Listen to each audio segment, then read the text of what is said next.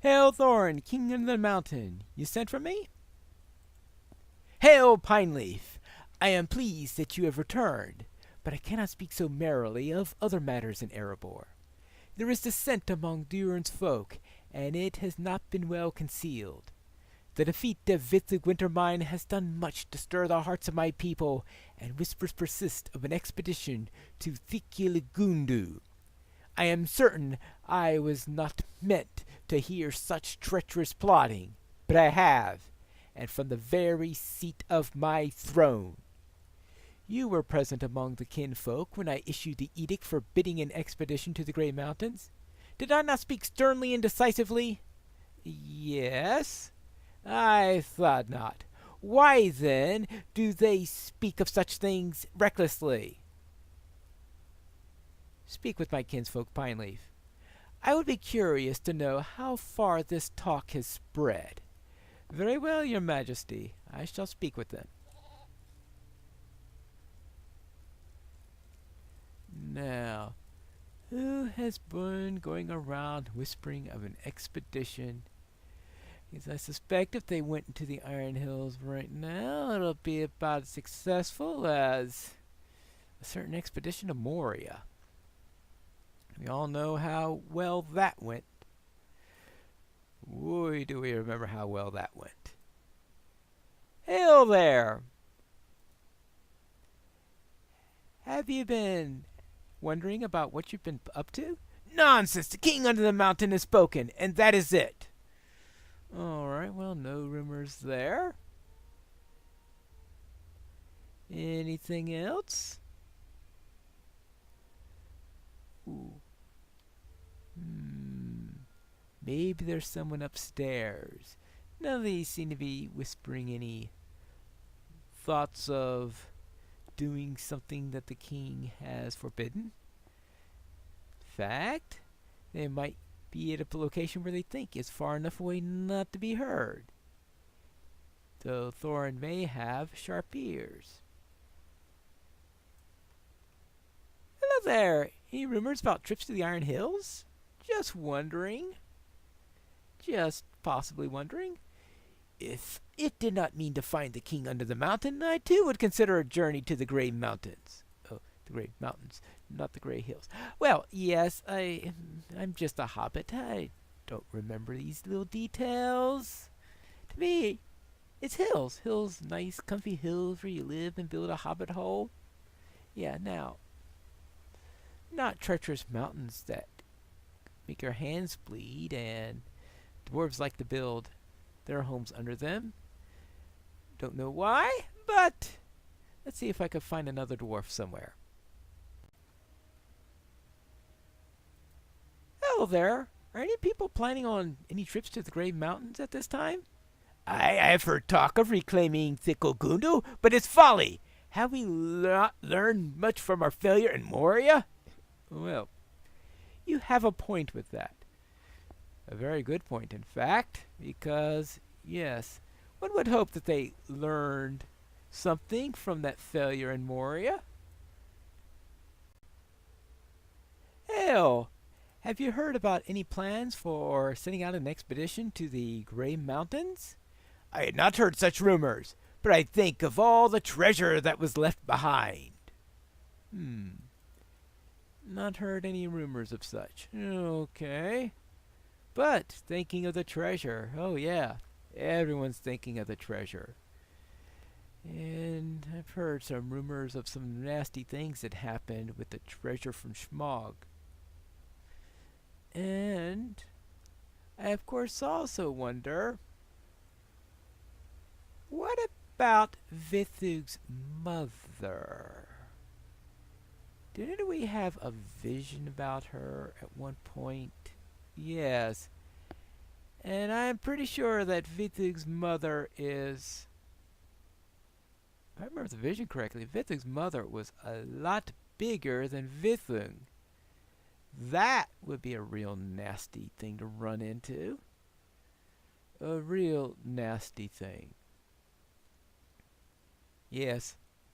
If I saw that vision, either she is going to be plotting something, or Someone plans to go up there and stir up some trouble. And that could be a problem. A really, really big problem. Hello there! Have you heard any rumors about the possibility of having an expedition? I think King Thorin will change his mind, fit to pillage the hordes of Durin's folk. It is our right to take back what is ours. Ooh. Yes, I can see. Yes, well. And I have a feeling that they are going to hire a hobbit to help them with it. Most likely, it seems to be a tradition. Hello there! Any plans on having an expedition to the Grey Mountains? We of Durin's folk would be wise to heed the words of King under the mountain. Yeah, I can see some wisdom in that. Though I have a feeling that not all dwarves are going to be thinking about that. Not at all. When there's money to be had. Hail there! Are you planning a quest with this wagon? Bah! There's enough work to be done in Erebor. The king is wise to forbid such an expedition. Alright, I guess you don't have such plans. Now, let me see if I can find anyone else who may be thinking of doing something unwise. Hail there, good dwarf. You wouldn't have to know if there's an expedition being prepared to head out to the Grey Mountains. Any such thing? I heard whisperings about Thickel Gundu the other night. Not that I have any interest. Well then, I suppose you've heard about it, but you're not exactly planning on joining it. No one said they're planning on disobeying you, but some have sentiments of hoping you change your mind, and I've heard a couple say they've heard rumors about people wanting to go. No, I would not allow it. The edict I issued stands, and it shall do so for as long as I am king under the mountain. Who could have started these whispers? Do my kinfolk not remember the loss of Balin's expedition? Do they not see that the iron garrison fared no better? Whether we can reclaim the steel keep for days, years, or centuries before succumbing matters not to me. Too much blood has been shed seeking what was lost. Erebor is the home of Durin's folk. That is that. Dori's been quiet since Vidhu came to Erebor, but I know him to be a particularly adventurous dwarf.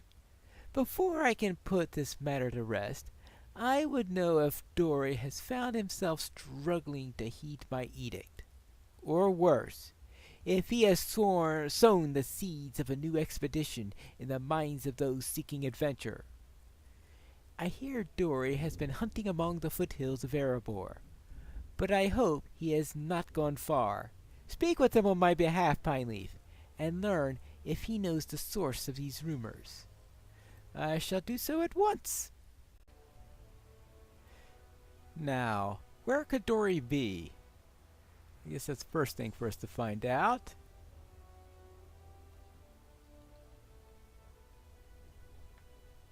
Is it down there, maybe? Well, let's check. And find out. Ah! Look at that. Hello, Dori. It is a fine day, Pineleaf. What brings you here? Well, I've been hearing rumors about a forbidden expedition to Thickel Gundu, and we're wondering if you had any idea what the source of these rumors are. Ha! If only it were me! I have heard these whispers, but such an expedition is not for me. My quest was for Erebor, and that is enough. Neither I nor any other proud Longbeard would admit when our days of adventuring draw near to the end. But I am not the young dwarf I was when I fought alongside Thor and Oakenshield. You should return to the king under the mountain and assure him that I will heed his words. Ah, but I wonder. Nori had several visitors when last I traveled to his home in Erebor. It was a strange thing for so many to have business with the keeper of the coffers, and they did not seem keen on speaking after I arrived. Nori is a dutiful dwarf, but I wonder if those dwarves have something to do with these rumors. Nori often visits the eastern halls outside of Erebor. Find my brother and ask him about these dwarves. That should ease the mind of the king under the mountain. Very well. Let's find Nori, wherever he may be. Now, where could Nori be? Maybe up here? Oh. Wait. What's this?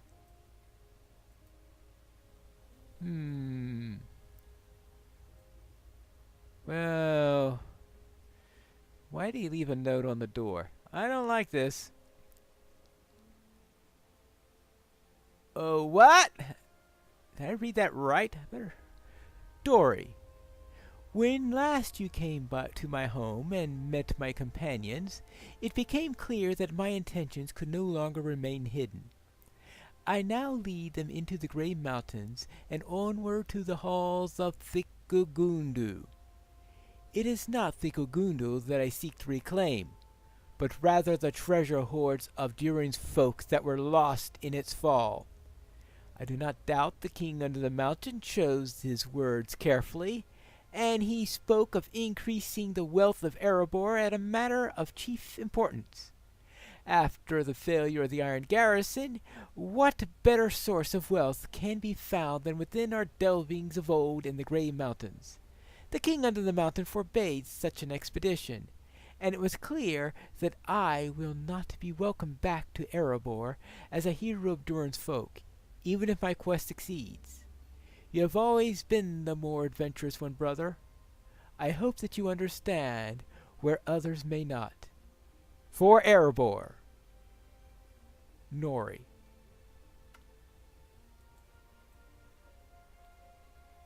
The king is going to be livid.